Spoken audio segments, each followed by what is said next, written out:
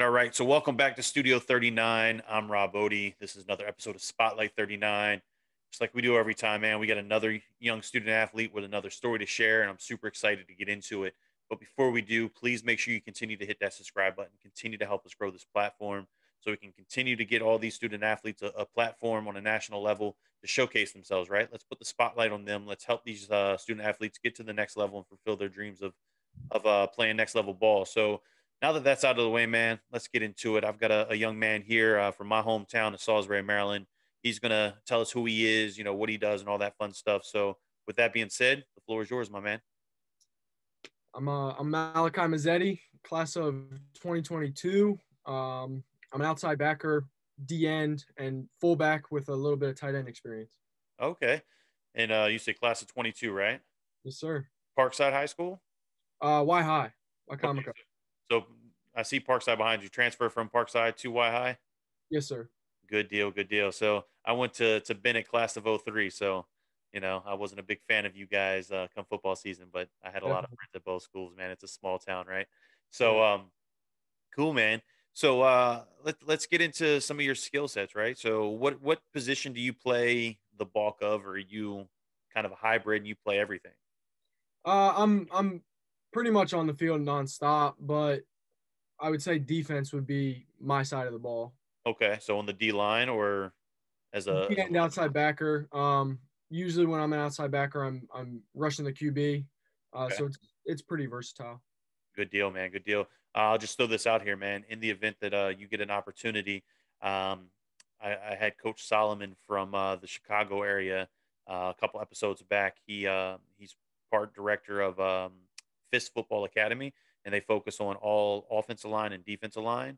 And specialty is the D line, man, and he can drop some knowledge on. He'd be a great person to have some conversation with. And then actually, I've got an episode that I'm uploading as we speak that's got him and I think 8 of his guys on there. So definitely something to tune in for, man. Just for networking purposes, and Definitely. obviously, it'd be a good conversation to have for you. But anywho, more about you, my man. So let's talk about what you've done coming out of last season, going into this year. Obviously, you've got an extended off season, right, because of COVID. So what have you been really working on during your extended time off? To get bigger, better, stronger, faster. What specific skill set are you focused on? I've been working on everything, but I've been really focusing on the mental aspect of the game. Um, After my sophomore year, I got big, I got powerful, and my numbers are pretty up there, honestly. Sure. And so I'm still working to up those, but right now I've been focused on just learning the game and just to be able to play as well as I can mentally. That way, when my physical um, attributes come into play, I can really just dominate. Yeah, man, that's that's very well put. So, so during this off season, have you had a workout routine, or have you been working with any specific trainers or anything like that to sharpen the skill set? Yeah, absolutely. I've been working with CSP a Okay, lot. is Um, that in the Salisbury area? yes, sir. Yep, Cool. Fruitland. Okay, good deal. So you've been working with them. I didn't mean to cut you off, but go ahead. Yeah, I've been working with them for pretty much four days of the week. Okay. Um, and then me and some of my teammates will go and get some work in on the off days. Awesome, man. So keeping yourself busy, keeping yourself in shape, and obviously working on the craft. So that's definitely going to help you going into to this coming season. Hopefully, fingers crossed, you guys get the kickoff right. In late Definitely. February, early March. So let's take that. Let's focus on some things that you really excel at, right? So obviously, you've got this year, and then I believe next year, if I'm not mistaken, to play. And you've already got a couple of opportunities that we'll get into here in a minute. But what are some things that really make you stand out? From the other guys. What are either you would say or something maybe coach would say that really make you stand out? As far as your skill set. I'd have to say just the constant grind and the motor. Um, I'm just gonna show up and go to work. Oh If you yeah, tell me to do something, I'm gonna get it done, no matter what it is. I don't care. Whatever leads us to a victory, I'm just gonna follow what I have to do. yeah. So what specifically though? I mean, obviously, you want to show up, you want to put in that work, but are you? Would you say you have quick hands coming off the line? Or your agility. What really makes you stand out in your role? Because I mean, for you to be a junior and already have a couple of opportunities out there, there was something that they saw in you. What did those what did those conversations look like? What made them Uh, reach out and say, hey, this is why we want you? Usually my speed, um, with hands and just get off. I'm able to get off, and get into the opposer quick enough for him not to be able to retaliate, and then I'm in the backfield causing disruption. So I like it. I like it. That was very well described. Um, how so have you had a clock 40 recently? Yes, sir. How was that? It was at the NUC camp, Okay. uh, in New Jersey, and it was 4.8. Oh, four. Okay.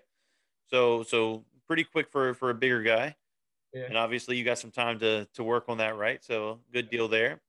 Let's talk about the classroom, man. Like what's your grades look like? Are you just as talented there as you are on the field? Yeah, absolutely. I currently I'm sitting at a 4.0.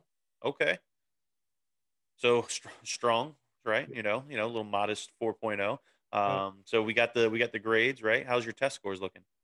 I've taken the SAT once, Okay. and that was a 10-10. Okay. But I do plan on taking it again. Good deal, man. Yeah, I mean you got plenty of time, obviously. So you'll definitely get there. But let's have some fun, man. Let's talk about your recruiting process. Let's see how that started. At what point did they reach out to you? What did those conversations look like? Was it via Twitter, social media, guidance counselors? It's always interesting to see how it really gets started. For each individual. Yeah, so the recruiting process really started after sophomore year for me. I really grew up after that year. I put on 40 pounds. I came in, uh, just ready to play, high school player, really. Very nice. And so I started getting a lot of emails. I wasn't too big on the Twitter yet. Um, Most of my recruiting was through coaching and emails.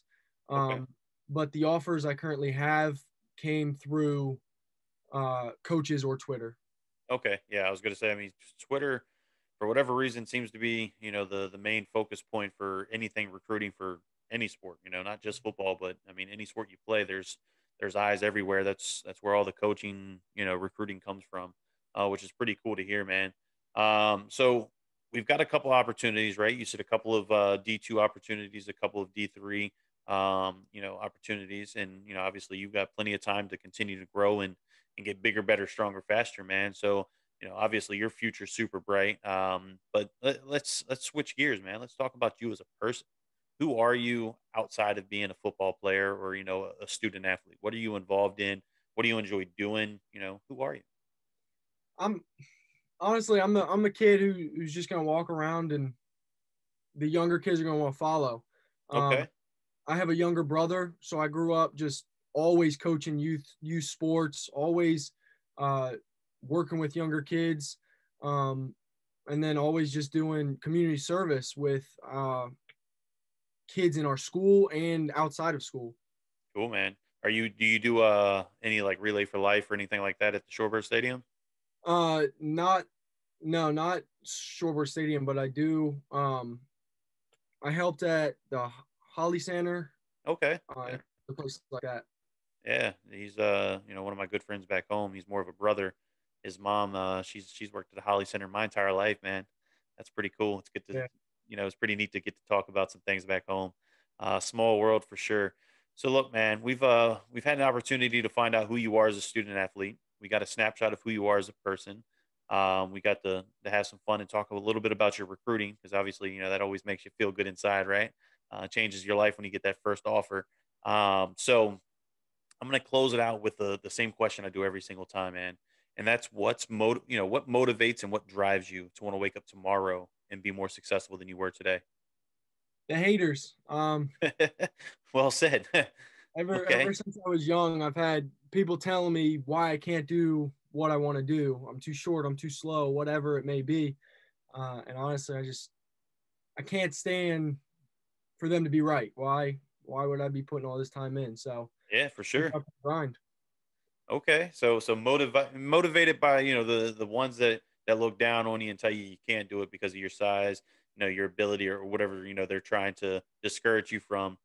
Continue to work hard, continue to grind, right, and show them who you are, right, because they can't Definitely. dictate who you are. You're your own person. You got your own, successful path in front of you, and those same people may not have those. They might not be in a position to say, hey, I've got a handful of opportunities and I'm only a junior. Where are you at, right? And it's not necessarily a game about doing that, but when somebody's looking down on you, they tend to do that because they want what you have.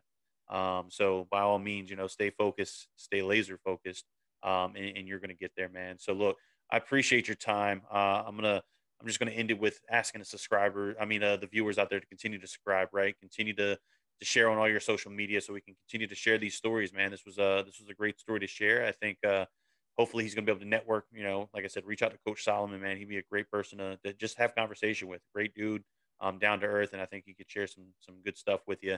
But look, all that out of the way, man. Again, please subscribe. I'm Rob Odie. This was another episode of Spotlight 39. I appreciate it. Until next time, stay safe, stay healthy, and we'll talk to you.